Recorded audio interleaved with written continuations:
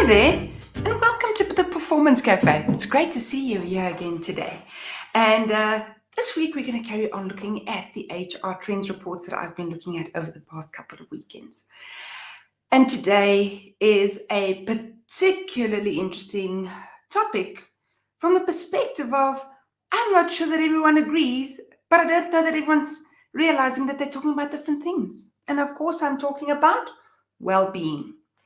So the interesting thing about well-being is that a lot of us think of it as just this global word for wellness when you're at home, like psychological wellness.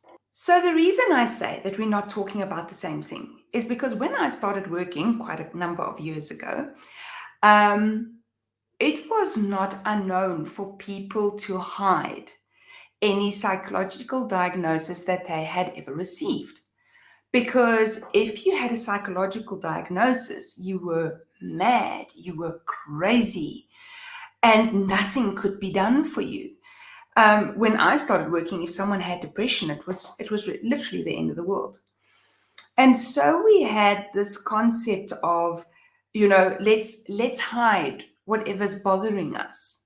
And that sort of got lumped in with let's hide when we have a psychological diagnosis on our names. The reason was that people actually could discriminate against you. And that is when there was a bit of a move towards taking a look at this concept of wellness and saying, okay, now because we want to improve people's way that they work, one of the things that we have to say is we can't actually discriminate. We can't tell people, oh, you are not well enough to work here. So literally, unless you were something like an airline pilot or a doctor, there wasn't a way that people could be forced to disclose what this psychological diagnosis was against them. Part of the problem is that we lumped it all together, right? Whether someone was diagnosed with schizophrenia or depression, there wasn't really much of a distinction in severity. So what I mean by this is we all feel depressed every once in a while, but that doesn't mean we all have a diagnosis of psychological diagnosis of depression. And so what happened was this diagnosis became a black-white a concrete thing. Instead of how we understand it now, is that many people might have some psychological diagnosis, but actually it depends, can we cope in society and can't we? And one good example of this is the autism spectrum, which I just love the fact that they now say we live on the spectrum, because there are people who have autism who are perfectly capable of functioning, and there are people with autism who do need extra help, extra assistance, won't ever be, progress past a particular age or ability to be independent. Right, so first you have a psychological diagnosis. Now we've moved to saying, okay, hold on, you might have a psychological diagnosis, but you can be on a spectrum. But still there was this thing of, oh, but you still have autism.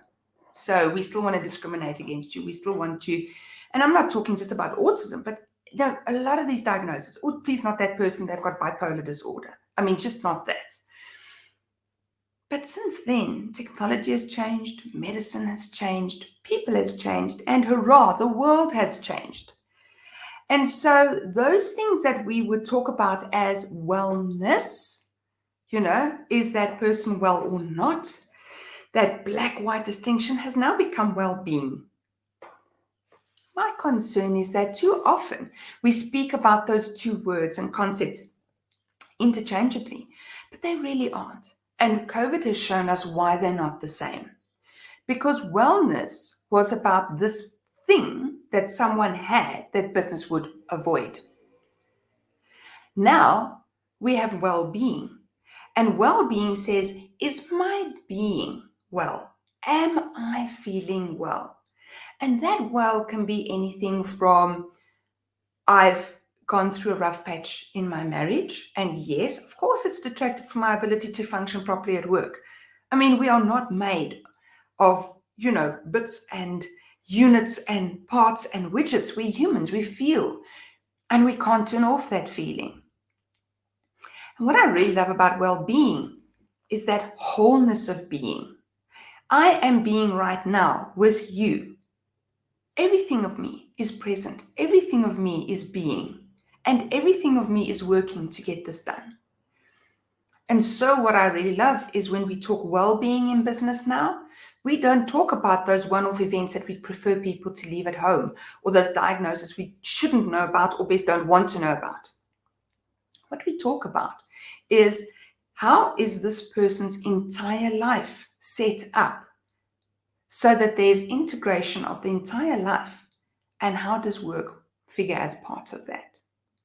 So as an example, I think it's something that we've lost in larger businesses, but certainly in smaller businesses. If one of my people, whether they're a contractor to me, whether they're an employee, if they reach out to me and say, hey, I'm having a bad day, I don't get to say, well, I'm sorry, but you can't have a bad day between 8 and 5, because you know what? You are being paid to be here. What I do is I say, hey, what is it? What's the effect of it? How do we help you out? How do we, whether it's me as the business, whether it's me as HR, who has that well-being role and can provide support through coaching or therapy, or whether it is whoever that person is in a team with, we take a look, how do we support this person? Because you know what? In 2 or 3 weeks, it could be me, it could be you. And then we're going to need someone to say, you know what? It's okay that you're not okay. Because we are here for you. We are going to step up and we are going to step in and support you through this. And that's what I really love about well-being. Now, as most of you know, I'm a Gallup coach. And so what I love about Gallup coaching is that they have a whole module on well-being. And when we take a look at that module, it includes things like work, sure, community, family, financial, social, economic, all of these other beautiful things. And I'll put a link into it at the bottom of this talk, because I want you to see that well-being is a whole person activity. Remember when I said, as I sit here, everything about me is working to make this happen, right? It's not just my brain that's thinking, my mouth's doing the talking. My mind is processing that I have to stay somehow in the screen, which is really difficult, like for me, because I love going like, wow, big gestures. So I've got to focus on that. I'm also sitting up straight so that proportions and stuff look right? I've put on my makeup, so I'm trying to be the prettier version of me. And so everything about me, I'm sitting still, I'm sitting on my bum, my feet are crossed beneath me so that I sit slightly quieter and I don't move around too much and get out of the frame again. So this is a whole body exercise, and coming to work is a whole body exercise. It's not just our minds. And that's why we want to take a look. See, it's the whole being. And so I want you to please sit and think about, what do you consider well-being? And how far have you moved from wellness to well-being when it comes to the people around you and how you support them? But also, how far have you come from wellness to well-being for yourself? And how do you open yourself up and show vulnerability when you're feeling poorly, when you're feeling sad, when you feel like you really just need some help? And so, as always, I hope you've enjoyed our chat this morning. If there's anything that you'd like to comment on, please do so below. Please like, subscribe so that you know when the next one of these is coming out, because next week we've got another HR Trends topic for you. Like, subscribe, share, do whatever you will with it on YouTube. And then if you're joining us from Facebook and LinkedIn, it is always lovely to see you here. I hope to see you again next time. And please like, comment, share, tell us what you think about the difference between well-being and wellness.